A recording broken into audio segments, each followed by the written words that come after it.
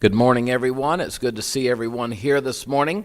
We are going to call the Finance Committee of the City of Roswell to order at 9 o'clock in the morning. Let the minutes reflect that Councilors Kennard and Councilors Roebuck are here. Councilor Oropesa is absent. If you would let the records reflect that at this time. Do I have a motion that we accept the agenda as presented? Do you like the minutes separated from the? Well, let me say this on the minutes. There's Councilor Stubbs and I were talking, and she's on some things concerning. Doesn't matter to me either way, though. But on the minutes, let me just say this, and I say Councilor Stubbs because I looked at her out there. It wasn't Councilor Stubbs. Juanita this morning texted me, and there's one thing in here. She is not listed as present in the meeting, but she did speak at the meeting, and she's mentioned later down in there, so we need to add her as one that was present in the meeting to the minutes. So other than that, there shouldn't be any other corrections to that. Very well, I'll just make a motion to approve the agenda. Mr. Chair, I move that we approve the agenda as presented. Second. Okay, we have a motion and a second to approve the agenda as presented. All in favor signify by saying aye. Aye. Aye. All opposed by the same sign. Motion passes. Was there any other corrections to the minutes that any of y'all saw? Okay. If there are no corrections, we'll let them stand as approved then. Okay? Going into non-action items, if we could get the information reports.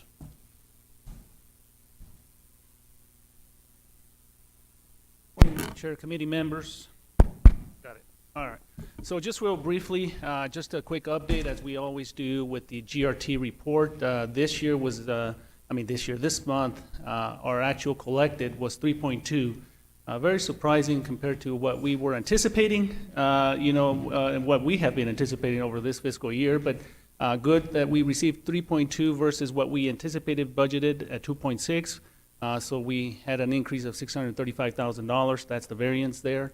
As you can see on the actual, what we projected for this fiscal year versus what we've been actually collecting, the December activity, which is what we collected this month in February, came in at 3.2, so there was quite a bit of people out there shopping, and hopefully that will continue on in the coming months.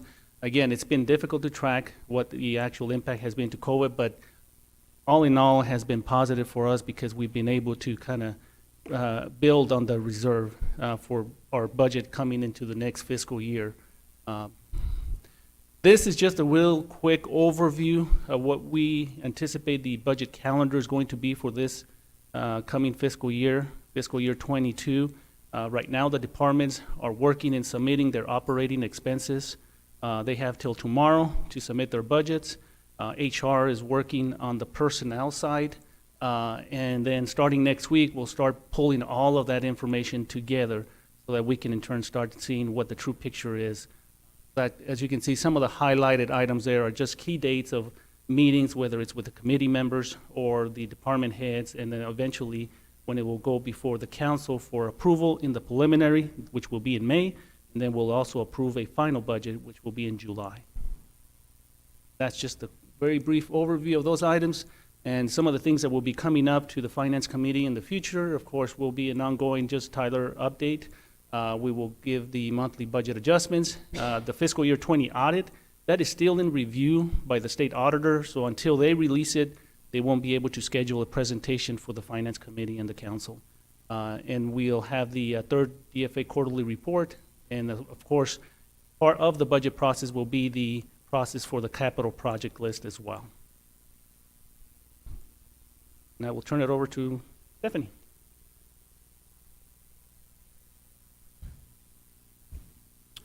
Good morning. Good morning, committee members. I'm here to present the lodgers tax. So we're going to talk a little bit about the end of the year, since the January lodgers tax report is really December's actuals. So with that said, that January list of $50,964 for the rooms is at 35.2% a slight increase from the previous month.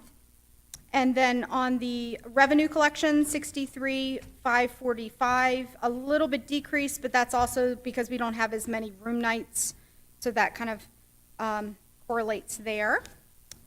And then on the convention center fees, we're also at the same room nights. Some people are still collecting 30 instead of 15 rooms, or 1 to 15, which that'll take them a little bit of time, so that's good on our side. And then the revenue is a slight increase from previous month at 40,087. Any questions on those two? And then the analogy. So really, we filled up all of 2020. And if you'll notice at the bottom, we're down in revenue, 491,000 approximately there. And I do want to talk a little bit, if I can, about recovery. Going into 21, I think it will be, it's looking like the trend is slower to increase ADR. We'll probably increase occupancy a little faster because of the restrictions. Star Report also made some good predictions for different areas of the country, how we're going to recover and turn things around. But I did look at our best month in 2019, which is July. We were at 80% occupancy with a $99.68 ADR. And this past year, we were at 48% occupancy with an ADR of $80. So it'll slowly take a curve up to peak, and we'll have to see how things open up. And I'll stand for any questions. Any questions from committee members? I think that gets it for us for this month. Thank you so much. We appreciate it.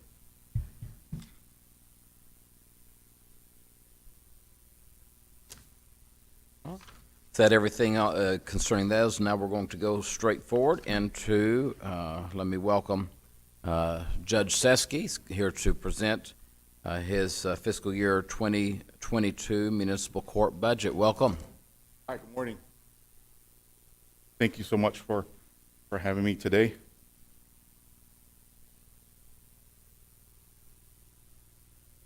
I have a brief statement. An independent and honorable judiciary is indispensable in justice in our society. The municipal court is committed to the highest standards of performance, transparency, accountability, and ethical conduct. We have a deep respect and understanding of the important role we have in this community, and we strive to preserve and maintain the public's confidence in the courts. It is with that that I present our budget request for fiscal year 2020. I'm going to be referring back and forth between slides and the memorandum that I've presented to you. I'll try to lay out the information as the best way possible.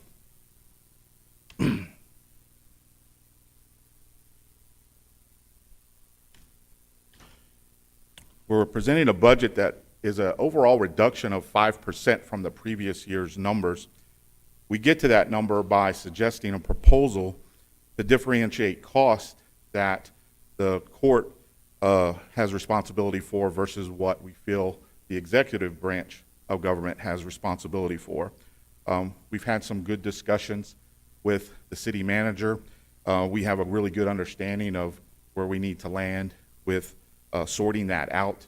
We're very productive, and I have every confidence that we're going to work those issues out where that is.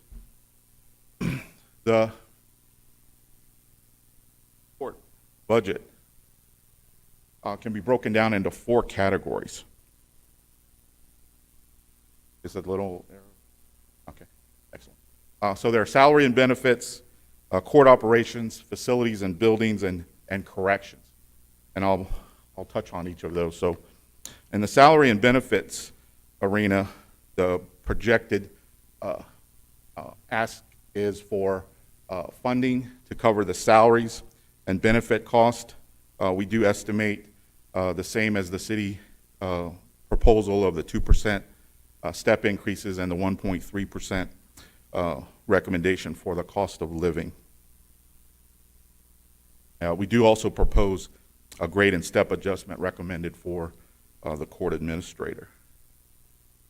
For court operations, these line items include contractual obligations that we have, such as indigent counsel with court interpreters. It also includes employee training, our software subscriptions and maintenance, postage and printing and publications cost, membership dues, and office supplies. And our ask is $98,619 on that line item. In the facilities and building, this covers contractual janitorial cleaning services, janitorial cleaning supplies, our wayfinding needs, security, and our furniture and fixtures. And that is an amount equal to $18,360. So I want to talk about corrections.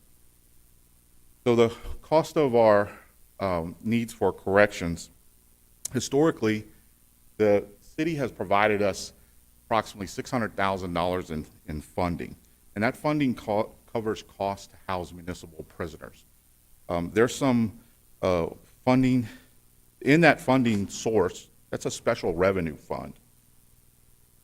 In the code, there are permissible expenditures for that special revenue fund, and those are listed in your packet.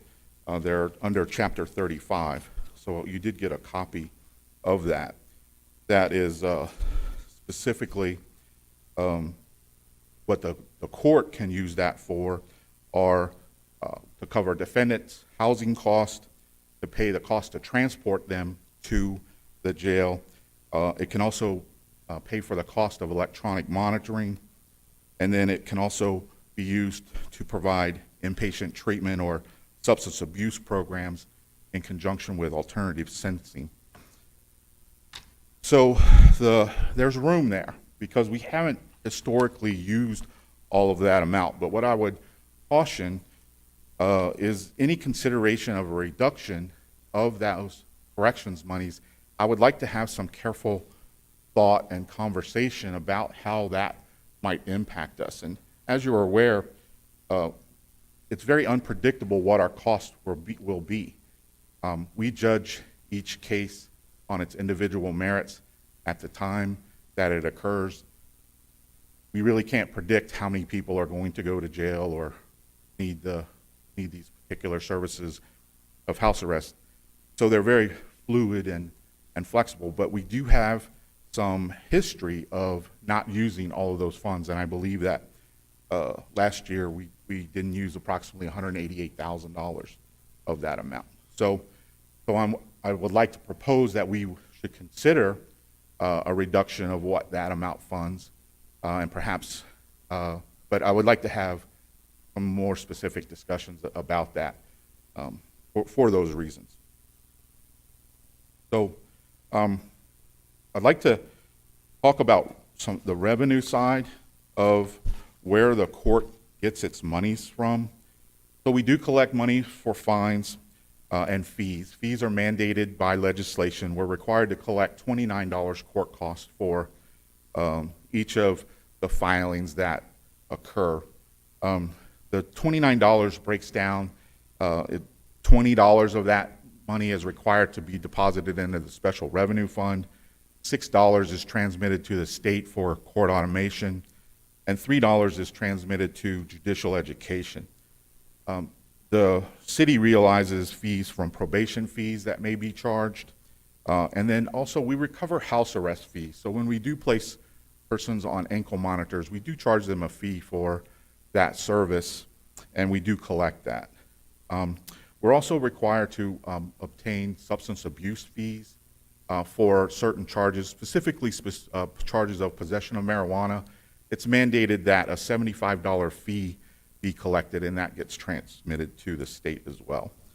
We also intake bond money. This is generally on older warrants where bonds had been placed, and when people are arrested, they are required to post these bonds. Generally, bonds are required to assure appearance, and upon completion or satisfaction of that appearance, the bond is to be returned. There are provisions where the bond can be converted to fines and costs associated with the filing, and the court does have a pretty sizable account. But what we found is that these were third-party sureties that had put up these bond monies, and they never came back to collect their monies once the bonds were exonerated. So we're in the process of trying to identify all the people who are supposed to get these monies refunded to them, but these go back, way back in time. So it's a project that we've undertaken. We're trying our best to sort that out. I can have further discussions on where we are with our bond account, but that money we're attempting to return that money to comply with the requirements that once the bond is exonerated, it's closed out. To give you a perspective of revenues and where we are, I'm going to provide you with some revenue data from 2020. This is for calendar year 2020. And so, and I can provide whatever statistical data that you may require. We can drill down very specifically where our money comes from. But in 2020, we took in approximately $141,478 in fines. That's money that went to the city coffers.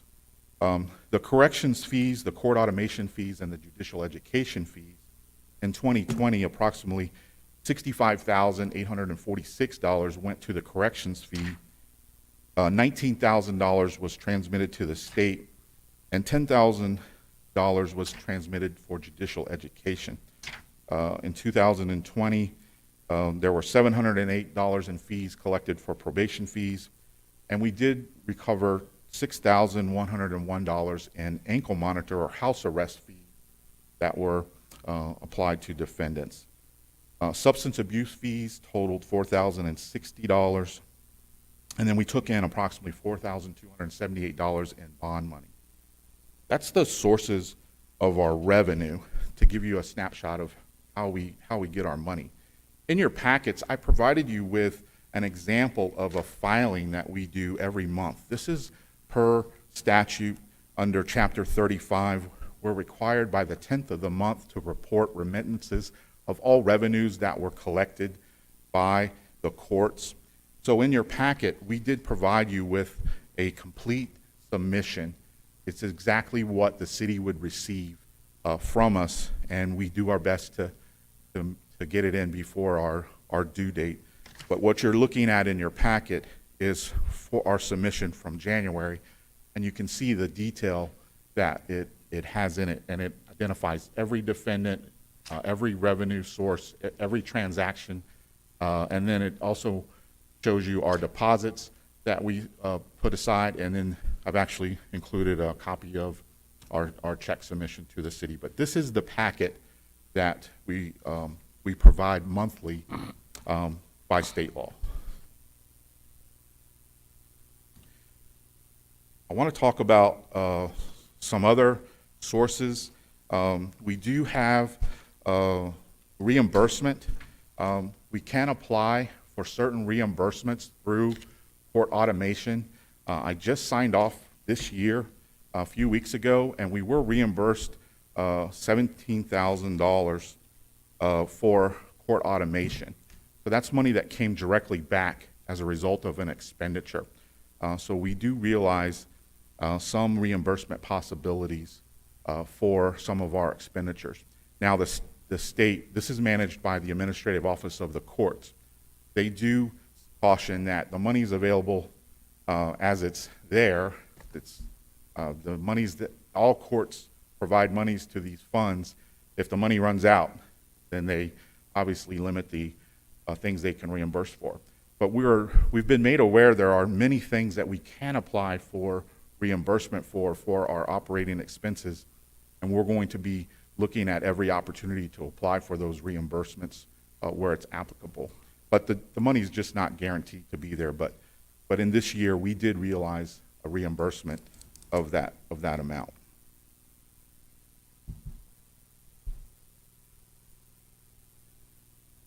I want to talk about incarceration and alternative sentencings, and I want to talk about that in conjunction with cost-saving measures. So in 2020, we detained defendants a total of 3,511 days. Defendants are detained because of sentencing. They could be detained for pretrial matters, awaiting to be seen or arraigned. Sometimes they're picked up on district court or magistrate court charges, and they have municipal court charges. When they're held by other courts, our court is not charged for their time in the detention facility. But we were responsible for 3,511 days. We're charged a fee of $75 per day per defendant.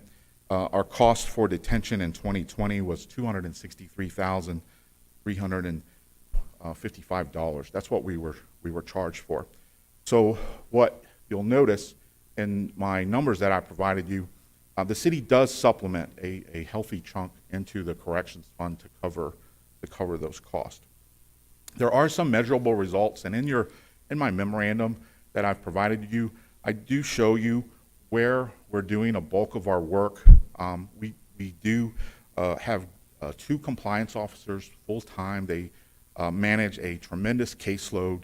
I've laid out all the things that they're monitoring. These are examples from calendar year 2020 that's in your packet. Most notably, house arrest. They monitored 187 defendants on house arrest as imposed by the court. A total of 2,498 days were served by defendants on house arrest. And if we had to place those defendants in custody at the detention center for that period of time, the city would have realized cost of $187,350. So it's a significant cost savings for the ankle monitor program. And again, because we have a contract now with a new ankle monitor program, we think we have better ankle monitors that provide better battery life. They work with cloud-based applications. The compliance officers can manage their defendants much better, and we can be more accountable to that process.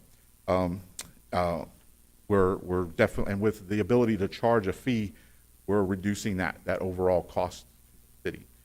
What we've done is we've shifted the ankle monitor cost over to the corrections side, and we're taking that money out of those funds. So currently the money coming out of the corrections funds is for the housing of the prisoners and for the ankle monitor program. The cost-saving measures, in addition to what we've highlighted, again, we've tried to streamline our processes internally using our software more effectively. We've been able to eliminate a credit card machine that was in our facility because we're using the software to process credit card information through an online portal. That savings is approximately $2,200 a year just by making that adjustment. We're certifying Ms. Maria Ordonis as a court compliance. She is our court compliance officer. She's going to be completing her certification as a court translator, and then she will be able to insert where we would normally have to contract services to have an interpreter come in for certain procedures. She's going to be able to participate in that, and that'll be further savings that we'll realize. She has passed her first phases of that certification, probably some of the hardest of that phase, and she passed on her first try. That's in that world, that's an achievement because many people don't. So we're very proud of her and her progress, and she should complete that program later this year. We have changed our cell phone provider. We've been able to realize yearly savings of approximately $800 off of what we had been paying for that. So that's another example of some cost-saving measures.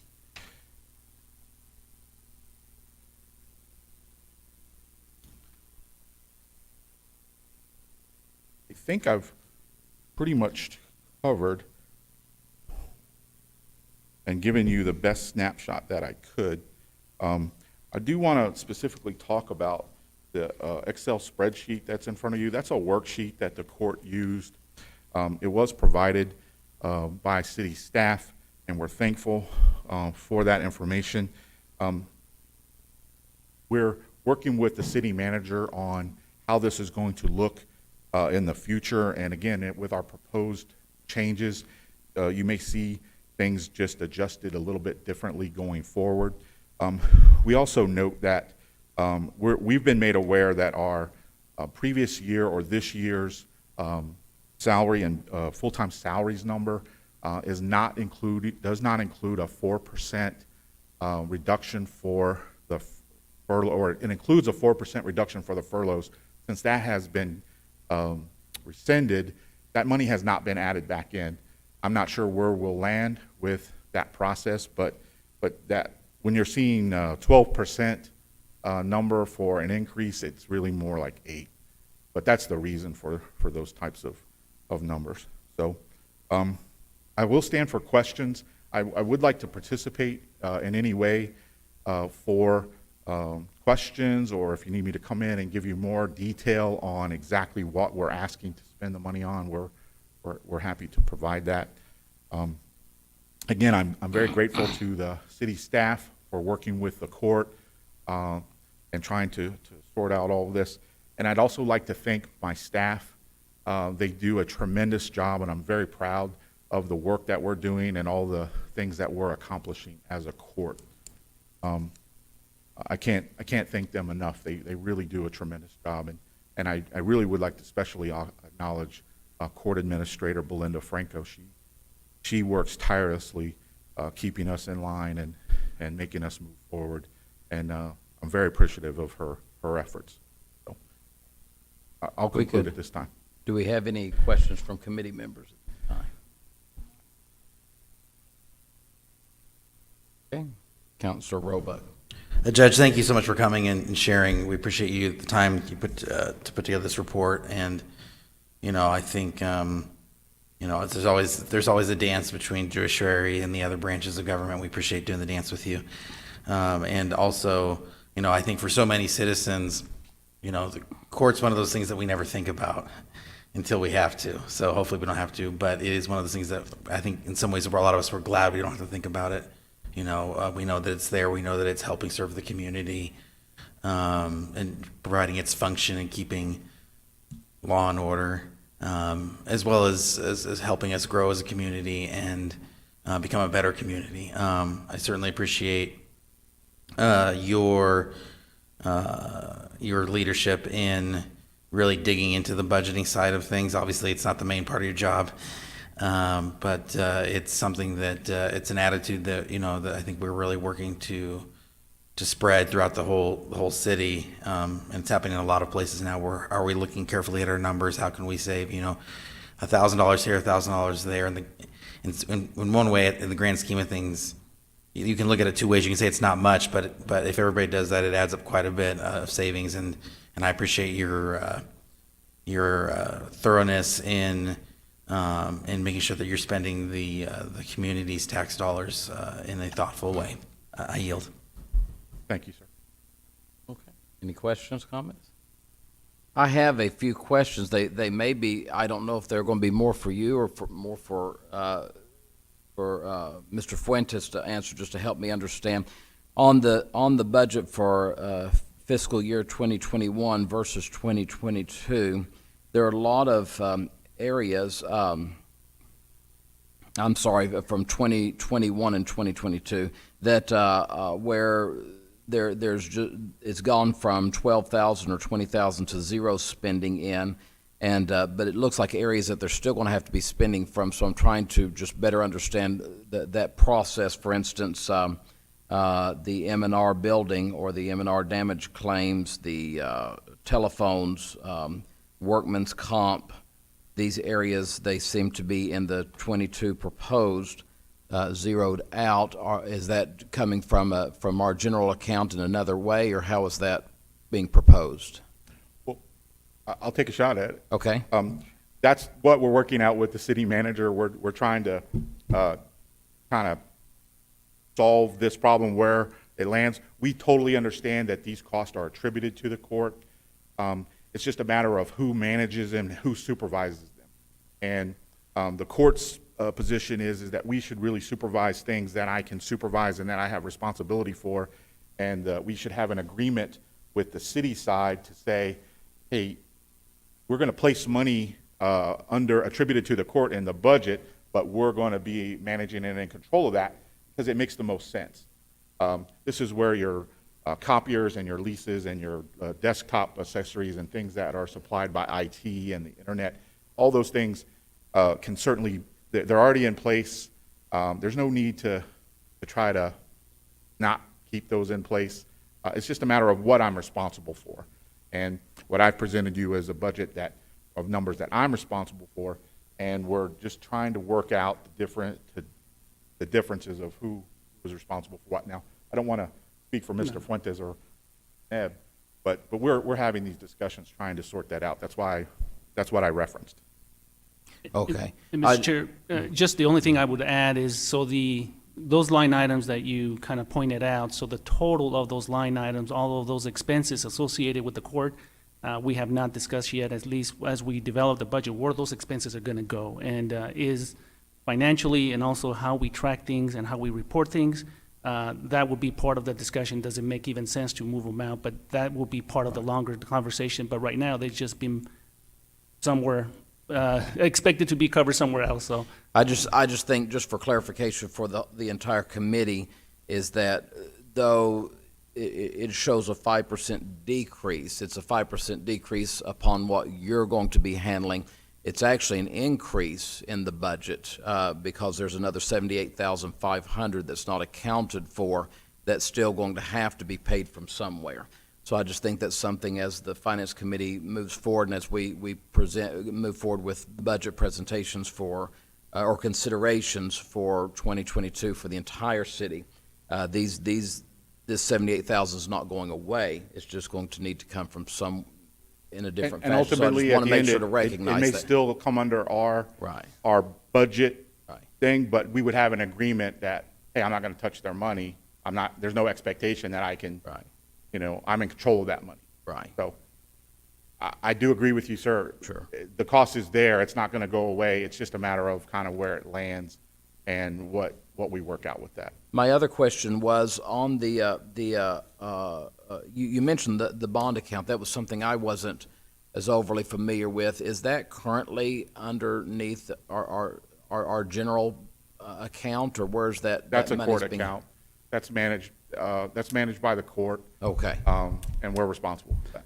Okay. I did not realize that. yeah, Mr. Chair, and that's one of those trust and agency bond funds that has its own special restrictions and categories under the DFA reports. Right. Okay. Interesting. I learn something every day. So Yeah, so I'll definitely want to come back and explain to council Absolutely. what our efforts are to work with that money. Ultimately, we're going to want to turn all that money over to the city if we cannot find the people to give the money back to. So the bonds are required to be exonerated timely.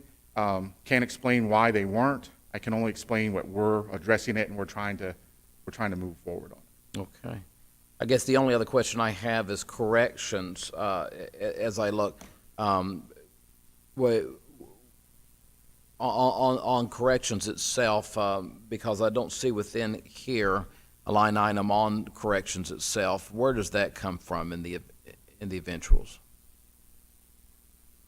Mr. Chair, committee members, the corrections, as the judge pointed out, it is a special revenue fund. Right. So in our DFA report, we do list it and as a separate fund, because that is what is required. Right. And that's where all of those fees are deposited, where we transfer the money into that fund when there's a shortfall to cover Right. all the jail expenses. And that's what I just wanted would like to know about as well, that being a portion of consideration as to where we are, what is there, are we going to be looking at a shortfall in that, are we not? So for the future, but okay. Those are the only questions I have. Thank you for the very thorough presentation, and let the folks know over at your office, we're very appreciative of what they're doing. Thank you, sir. All right, thank you. Do you have anything else to add, or is that it? Well, no. Okay, But, well, but the I would definitely, would like at any time that you need, come in and answer any questions that you have about the court. I want to make myself available to you. absolutely, and we will be getting with staff and working forward on the budget considerations, and I'm sure there's going to be many conversations so that we can get to a place to where we can do what's best for the court and for the city, okay? We're ready. Thank you, All Judge right, thank Seske. you. Thank you. Thank you, Mr. President. All right, action item number 4, we're going to consider, it's the consideration of Janie Davies, Finance Director, as an additional signer on all city bank accounts. So it's found on page 62 of your agenda packet. Yes, Mr. Chair, committee members, again, just as the title pretty much indicated, historically, the finance director has been a signer on all of the city accounts. So the purpose of this request, again, is to ask that Janie Davis, as the new finance director, be authorized to be a signer on all the bank accounts. This really helps when we have to do wire transfers, when we have to do other transactions with the bank. We're also in the process of moving forward towards transitioning from the Pioneer Bank over to Wells Fargo. So her having that access and being an authorized signer will help in that transition process. So at this time, we're just considering, asking you all for consideration to authorize that. And I'm confident she's just super excited about being a signer on this account. I know that Ms. Davis has been very busy in your first month and with us, and I hope that that's going well, and I hope you're still enjoying it. All right, fantastic. Do we have any questions, any comments from committee members at this time? Just a quick question. Yes, sir. Just out of curiosity, how many city officials are authorized to sign on various accounts? Right now, we have the mayor, the city manager. I didn't know about the that. deputy city manager. So they're the current signers. Oh, okay. Yes, those Okay. three. Mhm. Great. Okay, we're gonna have to work on that. I didn't realize that. That's It's a little scary, but a little okay. scary. Let's Yeah. move All on. right. Thank you. But it does require 2 signatures, okay, so there's a, And both of them cannot be his. So- All right, any other questions, comments? All right, I'll entertain a motion. Mr. Chair, I move that we recommend. We're sending this to full council. We recommend that we add Janie Davis, Finance Director, as an additional signer on all city bank accounts to the consent agenda. Second.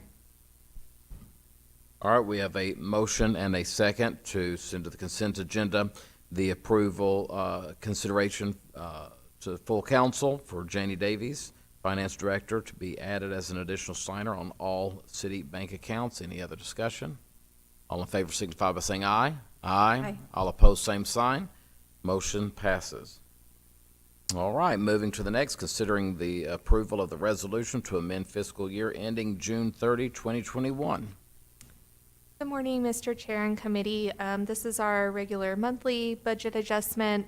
Today, we're requesting the amounts of $327,000 in revenues and 1.09 in expenses million. So going down the list, in the general fund, we're requesting $2,258 in revenues and in expenses, $51,758. The difference in that, we received a damage claim for a police unit, and we are also purchasing a tractor from our available cash balance. In the fire protection fund, we are requesting $490,000 in expenses. This is for a purchase order that came over from the prior fiscal year. In the cemetery fund, the $121,841 for the purchase of the backhoe that was approved through council. In the restricted donations fund, we have $247 in revenues and expenses $110,702. We did receive a couple of donations, one for the library and one for animal control. And the zoo also had a purchase order that came over from the prior fiscal year. And then in the Air Center Fund, we're requesting $324,675 in both revenues and expense, and this is for engineering services. And with that, I will stand for any questions. All right, any questions, comments from committee members? Yes, Councilor Roebuck. The fire protection, 490,000 prior year purchase, what was that? What is that? I guess it's happening now. So I believe it was for some equipment, and so we had ordered the equipment in fiscal year 20. Sure. But we didn't receive Do we know it. what equipment it is? I don't, but I can look that up for you. I was just curious if anybody knew. That's all right. It's not that big of a deal. I was just curious. Obviously, it's been approved at some point. I was just curious what it was. Thank you. All right, any other questions, discussion? I'll entertain a motion. Mr. Chair, I move that we recommend for approval Resolution 20XX budget adjustments for FY21 budget to the consent agenda. Second. Okay, a motion and a second has been made that we send to the consent agenda the resolution amending the budget for fiscal year ending in June 30, 2021 as presented to the next full city council meeting. Any other questions, discussions? All in favor signify by saying aye. Aye. All opposed, same sign. Motion passes. All right, recommendation for approval of resolution authorizing the sale of surplus. Good morning. Good morning. As you remember, at the last council meeting, we approved the surplus property policy. This is our first time bringing this stuff to you. This is mostly, this list that we've presented in the Exhibit A is all stuff from the IT department. Chose this because it was the easy one to run through the process, make sure that we didn't have any hiccups. Jeff has been through everything. All the hard drives have been cleaned, and that is required by law. We'd like to list these for sale as palletized lots. Typically how they go out, put light things together on a pallet, take a picture of them, wrap them up, they get sold as a pallet. And then if we don't sell those items, we'll dispose of them at the next electronic recycling event that we can. The reason we're kind of bringing this through like we are is we'd like to make sure that we're giving you all the information that you want, that the processes that we have set up is working for the council. And I'll stand for any questions. Okay. So this is the first time we're seeing something like this in the committee. These are the items which they are desiring for disposal. The sale, I should say, should be better understood for this surplus personal property. Is there any questions or discussion on this? Just a real quick comment. I love seeing things that happen this fast, that we just talked about this in the last city council meeting. We're already addressing. I appreciate that. That's all. Thank you. Mr. Chairman, what we'd like to do in the future is we're going to have one of these resolutions every month for the next little while because we have a lot of stuff to go through. If we provide this information to you like this, do you guys want me to be here at every meeting, or are you good just having this stuff presented to you like it is? I think that that's probably in the end, I would say probably at least for the first few meetings comes in case there are questions, and let's just see how things go. Okay. And then maybe we'll get with senior management and make determinations on that. So. Okay. Now, don't get rid of so much that you work yourself out of a job, though. Oh, trust me, we have at least a year's worth of stuff. So I'm kidding. All right. Any other questions or discussions? All right. I entertain a motion. Mr. Chair, I move that we recommend for approval Resolution 20XX sale of certain surplus personal property. And I'm not putting that on the consent agenda. Thank you. I appreciate that. Yeah. I think that this being a first time, our folks need to see and understand. Yep. Second. We have a motion and a second to send this resolution authorizing the sale of certain surplus personal property to full city council on the regular agenda. All in favor signify by saying aye. Aye. All opposed, same sign. Motion passes. Thank you. thank you. All right, let's consider the approval of professional service agreement amount of $162,316.06 for the Roswell Municipal Landfill, Unit 5A. So, with the bidding process, yes. Mr. Chair, committee members, so we have Abraham Chaparro, Landfill Sanitation Director on GOTO, so he will go over the slides. We also have Scott McCormick from Sauter Miller and Associates, who's on GOTO as well, and Fernando, Landfill Supervisor, present. Abraham. Good morning, committee chair and committee members. I apologize I couldn't be there in person. However, what I'm bringing forward today is a consideration for professional services for construction of landfill unit 5A. I'm gonna go through a couple of facts here that we're up against at this moment. The current engineering consultants calculated that the current cell 4 will reach capacity within 5.5 months. Also, SMA Engineering is assessing we have roughly 110,000 cubic yards of airspace remaining. And with the city, we receive about 14,800 cubic yards per month. What we're doing on our end on the landfill side is we're trying to mitigate the fill rate with the larger compactor that we just purchased, and also introducing another alternative daily cover. That way we can kind of slow that growth, try to help compact the refuge as it comes in a lot better with our new compactor, and we're already seeing a lot of positive results. SMA is finalizing the Unit 5A plans, and they've been working steadily with the state on the review and the state approval with NMED. And I'll get to Scott here shortly. He can kind of explain to the committee what's going on. Also, committee, please, I just want to bring to your attention, the Infrastructure Committee did approve this on a 4-0 and recommended approval during the meeting on February 22nd. On the next slide here, we can kind of give you a picture of where 5A stands in relation to Unit 4. 5A is approximately 18.5 acres, plus or minus, and it's going to be Unit 4 and Unit 5A are kind of be. We're going to stop Unit 4 at a certain level, bring 5A up to the current level of Unit 4, and then they're going to both close up together. So I just wanted to give you a visual representation of the kind of the challenges that we're going up against. And if you can imagine Unit 4 going up as a pyramid, so our surface area gets smaller as we go higher.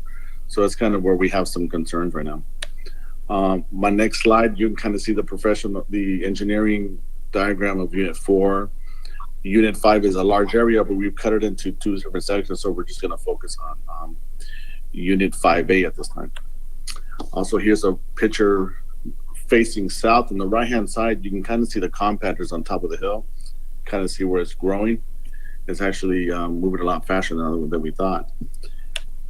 And my last slide, committee, we kind of, SMA, along with Juan Fuentes, Luis Nejar, Lupita Everett, we're working together kind of a timetable for you. And I'll let Scott get in more into details of that. But at this time, this is kind of what we're looking at to at least get us to the point where we can start construction. And at that time, Mr. Fernando Valdez is our brand new landfill supervisor. He's available for any questions that you might have for any day-to-day that we're doing right now. And Scott McKittrick with SMA is available for any questions you might have. At this time, Mr. Chair, committee members, I would ask, Scott is also on GoTo, if Scott can kind of just give us a brief update on where the plans are and review by NMED. Scott, can you hear us? Yes, I can. Can you hear me? Yes, sir. Thank you, Mr. Fuentes. Mr. Chairman, members of the committee, my name is Scott McKittrick. I'm with Sauter Miller and Associates. We've been the engineer and environmental consultant for the Roswell Municipal Landfill for quite a few years now. We've completed design of Unit 5A, and one of the requirements of the New Mexico Environment Department Solid Waste Bureau is that they have to review all engineering plans and specifications for construction of landfill cells and approve those prior to those being bid. So we've been working with Erica Ortega, who is the engineer for the Solid Waste Bureau, for the last couple weeks. We've gone back and forth with her on a few changes. We're basically to a point where she's given us a verbal approval, and we'll have a final written approval today on the plans and specifications. And so we will be based on my conversations this morning with Louis Nahar, the city engineer, we believe this project can be bid or can be advertised for bid on Sunday. And that, so that is the plan, with the pre-bid meeting somewhere on March 16th, and then bid opening March 29th. So we believe we've expedited the process to the extent that we can, and we're ready to get this bid and get out there and build the next cell. If I could just for clarification for the committee, this is not, I don't want anybody to think that this is, that the 162.3/1606 gives us this new landfill. This is for the services. This is their, these fees, for the basic engineering services is what this is. So with, I heard Abraham share, and it's in the abstract here, that it's going to reach capacity in 5.5 months. I'd say 5.5 to 7 months. When should we expect to start being able to dump into 5A? Scott, Scott, did you want to answer that, Scott? Sure. So based on the schedule we have right now, we would be looking at contract being finalized around April 26th, and construction period. And my understanding of working with my engineers is that the contracts will be structured in such a way that we include things like liquidated damages that require a contractor to be done in a timely manner. So we believe that the Unit 5A can be constructed by the end of July. Okay. All right. Any questions or comments from Councilor Kennard? This might be better. Thank you, Chair, for Abraham. How long do we expect cell 5A to last before we need to start preparing for another cell? That's a great question, actually. Scott, Unit 4 was 13 acres. We're looking at 18 acres at 5A. Scott might be able to give us a better timeline depending on how, based on our current calculations that we provided him. Sure. Abraham, Mr. Chairman and members of the committee, Sutter Miller looked at the capacity of Unit 5A. So basically right now, the landfill is using airspace at a rate of about 14,800 cubic yards per month. And so this includes solid waste going into the landfill that's compacted, as well as daily cover that's required to be put on at the end of each working day to control vectors and stop blowing trash. And so, as Abraham said, the city is trying to mitigate the filling rate by increasing compaction and using alternative daily cover. But just assuming the landfill is filled at the same rate of 14,800 cubic yards per month, Unit 5A has a capacity of about 10.8 months based on that filling rate. So somewhere, and so the waste acceptance rate and the degree of compaction and the alternative daily cover all play into the rate of filling of the landfill. But right now our projection is in excess of 10 years of capacity available. 10 years. Mm-hmm. There was a slip of 10 months, I think, in the midst of that, and everybody got shocked for just a second, and then we got the 10 years. So we're good. We're good. I apologize, Mr. Chairman. Okay, no problem. Any other questions or comments from committee members? Councilor Roebuck. Thank you, Mr. Chair. This is not a question, even though it is a question, but I don't want to answer it right now. And that is that it's going to come up with why that's, we didn't even talk about this. We looked at this infrastructure and infrastructure, we just focused on getting done what we need to get done. But it's going to council next week, and that why question is going to come up. So, I think I'm not one to dwell on the past as much as what do we need to do in the future to make sure that we don't have this. So, I would encourage staff to, when we bring this item to council next week, to maybe have a little bit talking about how in the future we're going to make sure that we don't get kind of in this rough place. It looks like that we're going to be able to get through it without any problems right now, which is good. And I appreciate the work that staff and our engineering consultants have been doing to make sure that we don't get stuck in a really bad spot of either shipping trash somewhere else or something. I can't imagine what the alternatives are, but they've got to be bad. But I think definitely I would encourage staff for council to prepare at least some short comments on how we're planning to make sure that we don't get into this situation again. I think that would be appropriate, and I think a lot of people are going to have that question. Certainly, it's been one in my mind, but again, it's a question that we want to deal with delicately, and make sure that the main purpose is to make sure that we're moving forward and not necessarily looking back and trying to beat up people or things or processes. Thank you. All right, any other questions or comments? I will entertain a motion, and this is a rather large consideration, so I would recommend this going to regular. Yeah, definitely. So, Mr. Chair, which one are we on, 7 or 8? We're on 7. Mr. Chair, I move that we recommend to full council that the approval of the professional service agreement with Sauter, Miller and Associates for the municipal landfill unit 5A. Second. Been a motion and a second to send to full council regular agenda the consideration of approval of the professional service agreement with Sauter, Miller and Associates in the amount of $162,316.06 for the construction phase basic engineering services for the municipal landfill unit 5A. Any other discussion? All in favor signify by saying aye. Aye. All opposed, same sign. Motion passes. Thank you both. Thank you. Thank you. All right. Mr. Fuentes, move us into the next item, please. Yeah, Mr. Chair and committee members, so the next two items, again, the first piece is the engineering piece that's well underway with their efforts. The next piece is the financial piece. And that's where we're really kind of starting to dive into trying to work along the same calendar, because this project is estimated to have a significant price tag to it. We do have on GoToMeeting Eric Harrigan from RBC Capital, who presented the PowerPoint that we're going to be going over.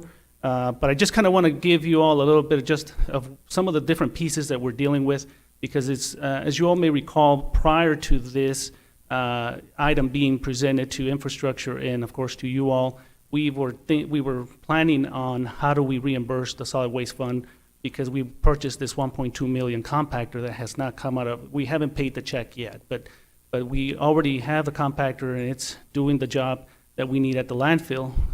At the same time, when this item was presented to us as an issue early in February, now we have another project that we need to finance.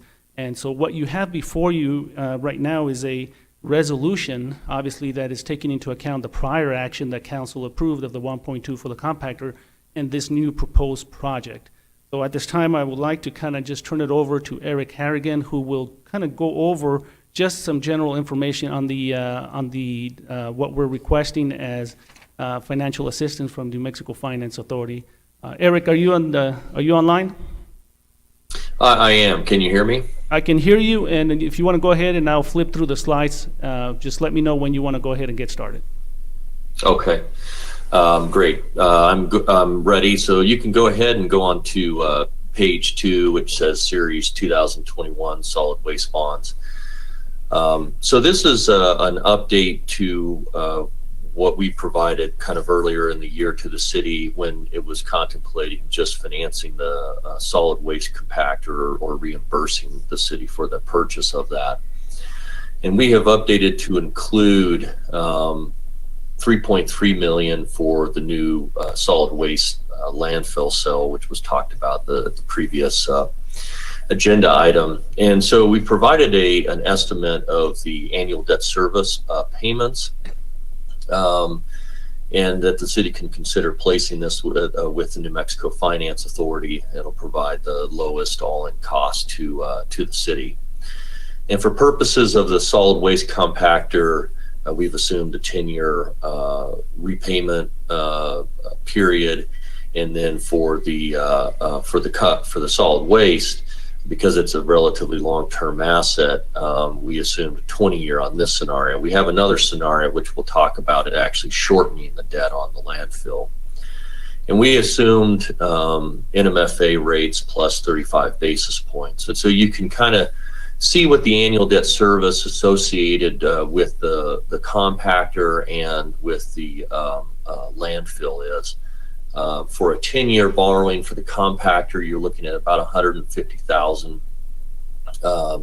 That interest rate ranges, anywhere, from 0.47 to 1.3. And then for the landfill, the annual debt service would be about $225,000 a year over 20 years, with the total combined debt service of around $370,000.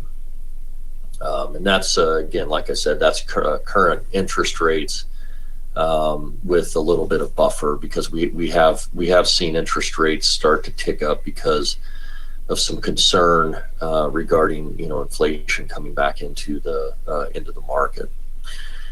Next slide. Next slide is just a sort of a overview of the sources and uses, the all-in borrowing cost for the compactor to sell, and then on a combined basis. Next slide, please. So as mentioned on the previous slide, we also looked at just financing the landfill portion only, shortening that debt to a 10-year repayment period.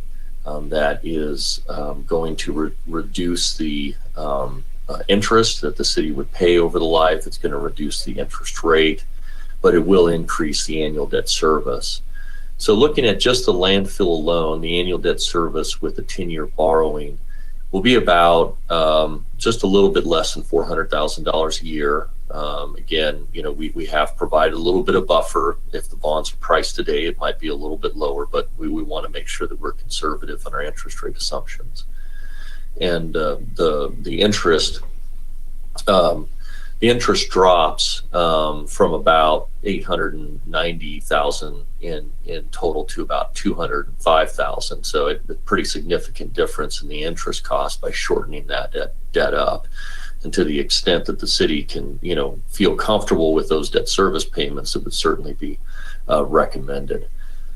So going on to the next slide, we did take a look at, because the city's 2020 audit is not quite available, we looked back at the last 3 years of the solid waste to see how it's performed. And in 2017 and 2019, the solid waste system did perform very well. There's sufficient revenues within the solid waste system to provide and make the debt service payments. In 2018, it was a little bit of an anomaly. There was a significant outlier in sort of operating expenses, which reduced the amount of revenue available for debt service. But all in all, in looking at the last 2019, there was sufficient revenues within the solid waste system on a pledge to be able to pay the annual debt service and still have around $1.8 million in revenues after the payment of debt service. We have a little bit of information on the market on the next few slides. I'm going to just I won't go through each of these slides. I'll kind of keep it at a pretty high level. Rates have come up a little bit, as I mentioned at the beginning, due to some inflationary pressures associated with some of the economic releases that we've seen recently with the purchase price index, as well as the thought that a large stimulus plan could be inflationary. And so interest rates have ticked up a little bit, but when you really look at kind of where we've been and where we are historically, interest rates are still incredibly competitive and still very low. So with that, I will just pause and field any questions. Questions from committee members at this time? Yes. Councilor Roebuck. As we're looking at this, I would be inclined. We just asked the question on the last item about the lifespan of the new cell, and we said roughly 10 years. If we grow any, it might shorten than that. That was just an estimate based on our current usage. Maybe we recycle better and it goes less. I don't know, but just assume that 10 years is roughly accurate. I want to be careful that I would really be inclined for us to if it's any way within our means, not to make this bond go out past that 10 years. I'd hate for city council in 10 years from now to be dealing with, we're still paying for the old cell that's full, and now we're having to buy a new one as well, and we don't want that. We don't want if we have to, and now of course we've discussed this before, Mr. Fuentes, about now's a good time. If you're going to be borrowing, now's a good time to be borrowing. So the money's relatively cheap. If we're going to be borrowing, that's fine, but I think we need to be careful about making sure that we find that middle ground of let's pay this thing off in a way that we're not going to create a burden where the city is paying for something they no longer are using. They're paying for what was past usage. So at least if we can get that 10-year payoff, then at least we're staying even is what I would call it. Is we're not necessarily getting ahead on our cell costs, but we're not falling behind either. We definitely want to prevent that. I yield.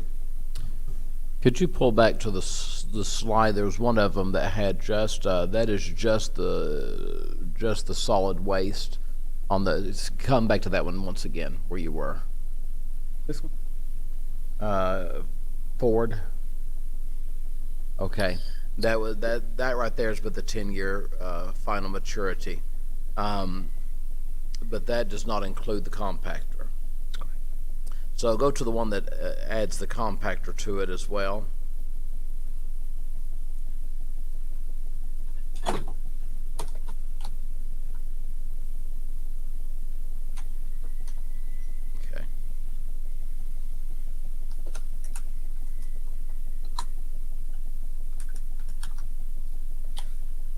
Okay, so what is your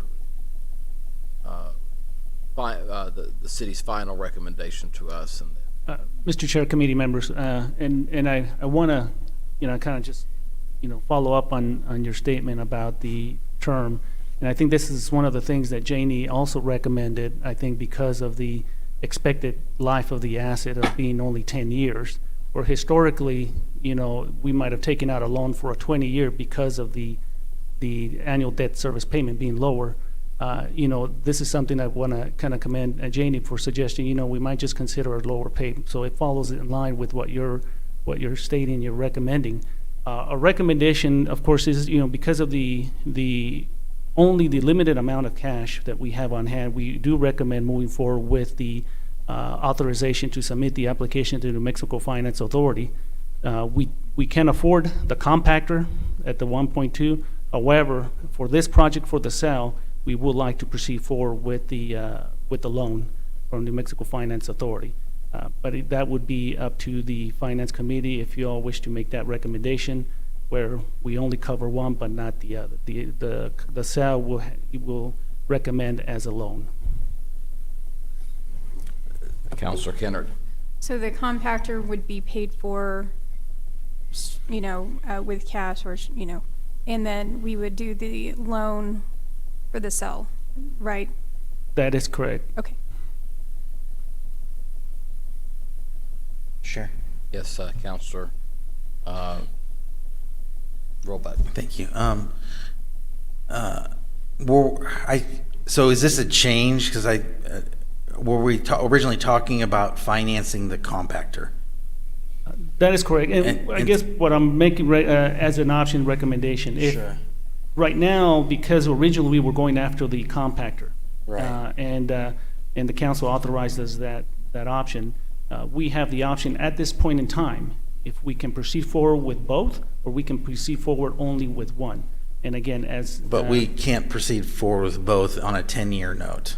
We can. We could do that as well. Yeah. And so that would, doing the rough math, that would make that would add about roughly a third to Let that, me ask, to that 10-year Is Eric price. still with us?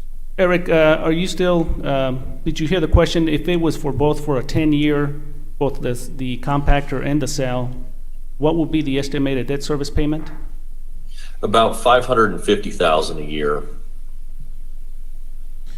Based on your analysis, would we still have coverage? Yes.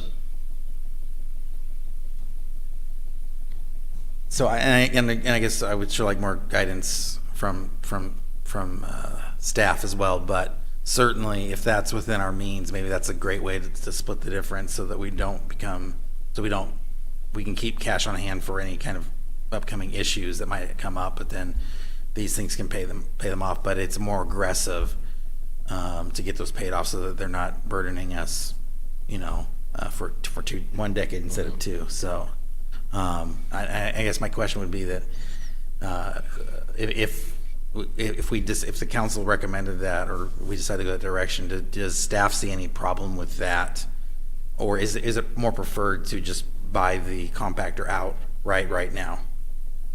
Again, from staff's point, I mean, we do have, right now, between the solid waste fund, both the solid waste collection and the landfill, as of the second quarter, we only have about $5 million. But out of that $5 million, we haven't paid the compactor, so we have those resources there. I mean, we don't know what other unanticipated expenses. I think to your question, what you asked earlier, we want to be able to plan better in the future. That may require buying additional equipment. It might be equipment that's under $1 million, but because of the nature of the business, it is expensive equipment that we want to have that cash available. However, because of this project being a $3.3 million project, and there might still be some other unanticipated expenses, we want to be able to instead borrow cheap right now to be able to cover that. But again, I know there was some concern about borrowing for the small item of the compactor. So that's why I throw that out as an option. We can cover that. However, for the cell, we do recommend the loan. Yeah, I guess without having dived too deep in the numbers would be is that we keep our cash reserves and go for a 10-year loan for both items. Would be but I don't know what the rest of the committee thinks. Councilor I'd be interested to hear. I just had a question, and Becky's not here, but Abraham might know, or even you might know. How long do we expect the life of that compactor to be? Abraham, are you still online? Not be Fernando. Okay. I feel like when we get this in front of the full council that there will be a little bit of an issue in, there tends to be one with loans in general, but I think that's something we need to know and just be able to present all of these options to the full council in the way that we've received them. So, thank you. So this is Councilman Perry here. Eric, if potentially if it's possible, I'm making an assumption that this committee is about to send full council a recommendation here, but if you could get a slide together to add to this that gives us the ability to see what both of those items together projectedly would be on a 10-year. I think that would help to where when we get to full council there can be any kind of changes necessary. As I read the resolution, we're not really binding in that, so I think we move forward as presented in this, but I think that would help the council to better understand by having that information presented. We can certainly provide that. Okay. All right, any other questions or comments? I'll entertain a motion. Mr. Chair, I move that we recommend to Council Resolution 20XX authorizing the submission of an application for financial assistance and project approval to the New Mexico Finance Authority. Second. We have a motion and a second that we send to full council. Request for consideration for the resolution authorizing the submission of the application for financial assistance and project project approval to the New Mexico Finance Authority. All in favor signify by saying aye. Aye. All opposed, same sign. Motion passes. Thank you, Eric. Thank you. All right, Mr. Fuentes. Yeah, Mr. Chair, committee members, so this is the other piece that is required as part of the financial assistance from New Mexico Finance Authority. On GOTO, we have Daniel Alsop, the bond counsel that has been working with Eric on this item. So Daniel, are you online? Yes, sir, I am. Okay. If you wanna... Hello, Mr. Chair and committee members. I'm with the Model Sperling Law Firm, and we're bond counsel to the city. And the ordinance before you right now would authorize it would be the official council action authorizing the loan for these two items. It's drafted in a way that would authorize both the compactor and the landfill cell, both in description of the project and in the amount.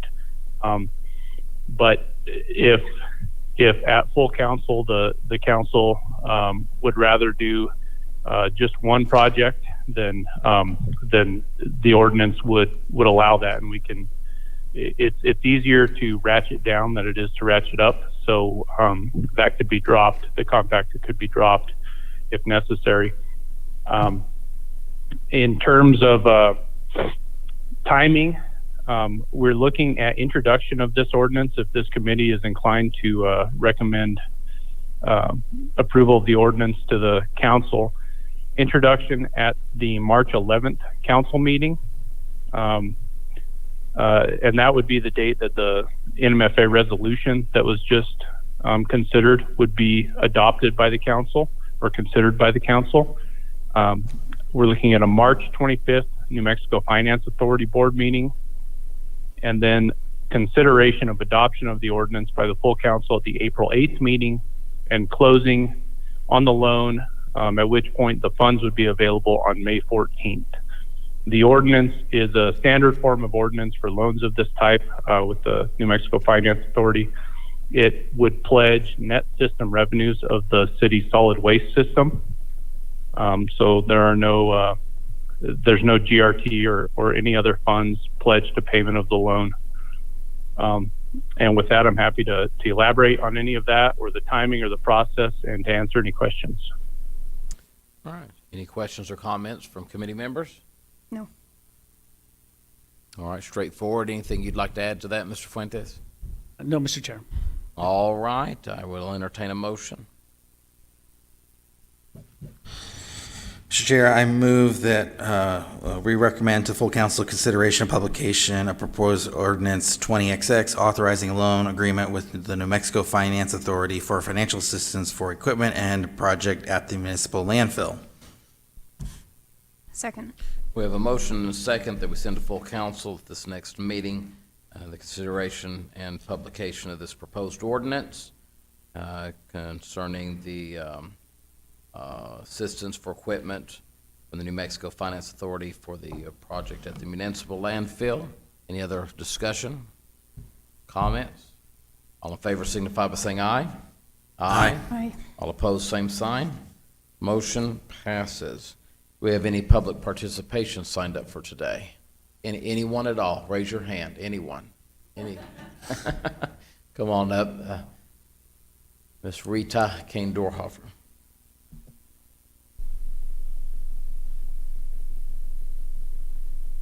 Good morning, Mr. Chairman and committee members. I'm Rita Kane-Dorhofer, very narrow, unstriped Mark Road out in the county. I have several questions here, and mainly they're about the landfill. About a year ago, I asked for the cost to dig a new cell. I asked for the cost of the liner. This is for the inspection of records.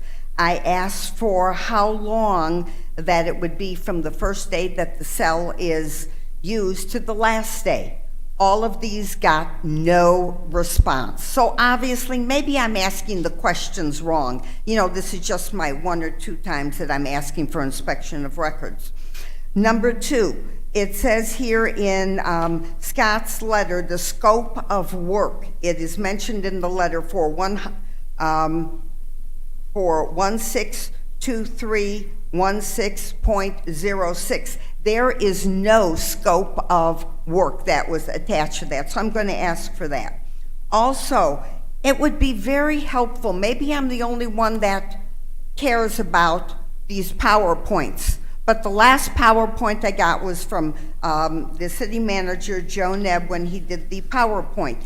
Why aren't the PowerPoints put up here? I mean, you obviously have the information. Why can't you put them to the agenda? Anyway, that's just my comments. Thank you. Thank you, Rita. Good to see you this morning. I have not eaten my salami yet, but I will. All right, thank you. Okay, I did want to, before we adjourn today, to welcome Summer Valverde is here with us. Why don't you come up here and introduce yourself to us? She is our new auditor budget with personnel, so introduce yourself to everyone today. Hi, good morning, committee. My name is Summer Valverde, and this is my 4th day here, so I'm getting a lot of information. It's wonderful to be here, and thank you. Thank you. It's nice. Fantastic. Welcome. Thank you so much. All right, we look forward to. Catch your title?